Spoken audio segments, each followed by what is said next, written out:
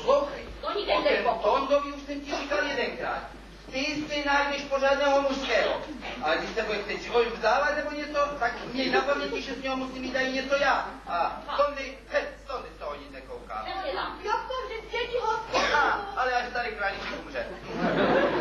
To by dlouho trvat, Ty si vezmeš Kroutilovi z Josefa. Cože?